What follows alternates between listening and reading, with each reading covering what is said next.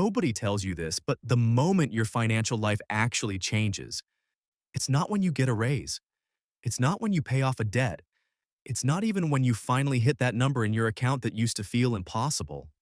It's the moment you realize you've been playing a completely different game than the people around you, and you didn't even notice when it started. I want to show you 10 financial wins that almost nobody talks about.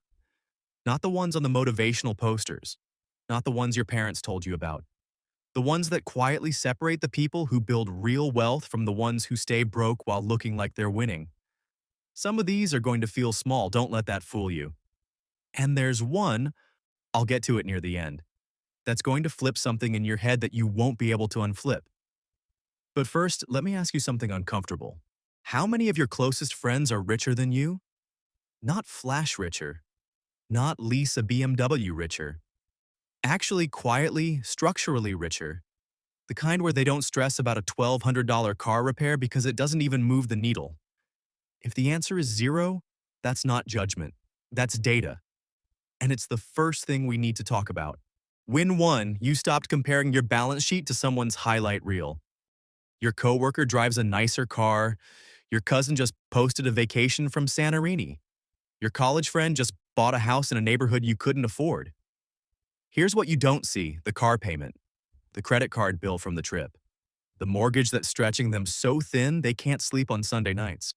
The first financial win isn't a number, it's a shift.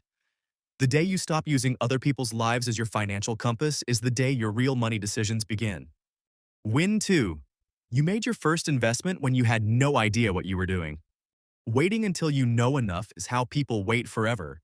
A 29-year-old data analyst named Derek, someone who spent 6 months reading about the market before ever putting in a dollar, once told me the best thing he ever did was stop reading and just start. He put in $200, made nothing exciting. But the habit was planted. 5 years later, he's not rich, but he's miles ahead of where he would have been. The win isn't the return, the win is the beginning. Win three, you stopped treating your income like it was the problem. People say, I just don't make enough. Sometimes that's true, but mostly it's a story. Research consistently shows that people who get raises tend to spend the raise within 6 months and feel exactly as financially stuck as before. The number on your paycheck matters less than the gap you keep between what comes in and what goes out. When you start obsessing about the gap, that's when things change. Win four, you had your first real money conversation with someone who knew more than you. Not a YouTube video, not a Reddit thread, an actual human being. A mentor, a financial advisor, a friend who built something real, who looked at your actual situation and told you something you didn't want to hear. That conversation is worth more than 100 hours of content, because real wealth isn't built in isolation. It's built in conversations where someone finally tells you the truth. If that conversation hasn't happened yet, drop a comment below. I want to know what's been stopping you, because that might be the video I make next. Win five, you built a financial buffer and felt the ground shift under your feet. This isn't just about having 3 to 6 months of expenses saved. It's about what happens in your brain when you have it. You stop making desperate decisions. You stop tolerating a job that's slowly killing you because you need the paycheck. You stop saying yes to things you can't afford because saying no feels too scary. A $10,000 emergency fund doesn't just protect you from emergencies. It changes what you're willing to accept in your life. That's not a small thing. That's everything. Win six, you let a bad money decision teach you instead of define you. Everyone loses money somewhere. Everyone. A bad investment, a business that didn't work, a purchase that made absolutely no sense in hindsight. The people who build wealth are not the ones who never lose. They're the ones who lose and then sit down and actually ask, what did that cost me and why? That question is more valuable than the money you lost. Win seven, you separated your net worth from your self-worth. This one is subtle, and most people never deal with it. When your identity is tangled up in what you own, the apartment, the car, the clothes, every financial setback hits you like a personal attack. You make decisions from ego instead of strategy. You buy things to feel like someone instead of building something that lasts. The day you separate who you are from what you have is the day you start making genuinely rational money decisions. Most people never get there. When 8, you discovered the power of what Morgan Housel calls room for error. In the psychology of money, there's an idea that gets glossed over by most people chasing high returns, that the most important financial skill isn't picking the right stocks or timing the right market. It's surviving long enough for compounding to work, leaving space, having slack, not being one bad month from catastrophe. The people who get rich slowly are usually the ones who stayed in the game when everyone else got forced out. Staying in the game is a strategy, a boring, deeply effective strategy. When 9, you started paying yourself before you paid everyone else. Not as a concept, actually, automatically. The day your paycheck comes in, a portion moves before your hands touch it, before the rent, before the subscriptions, before your brain can argue with itself about what you need this month.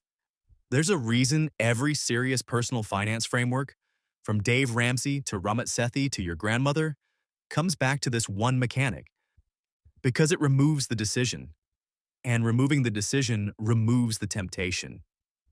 If you haven't set this up yet, that's your homework before this video ends. Now, here's the one I said I'd get to, the one that's going to feel strange. Win 10, you got comfortable being financially ahead of your friend group. This is the one nobody wants to say out loud.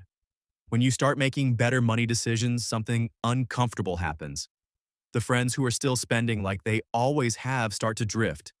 The dinner invitations feel expensive. The group trips become harder to justify. The conversations shift in ways that are hard to name. And there's this quiet pressure, almost invisible, to slow down so you don't make anyone uncomfortable, to spend when you shouldn't, to pretend you're not thinking about money the way you're thinking about it, to not become that person. Here's what I want you to hear. The most dangerous financial move you can make is shrinking your future to protect someone else's comfort. Wealth is not disloyal.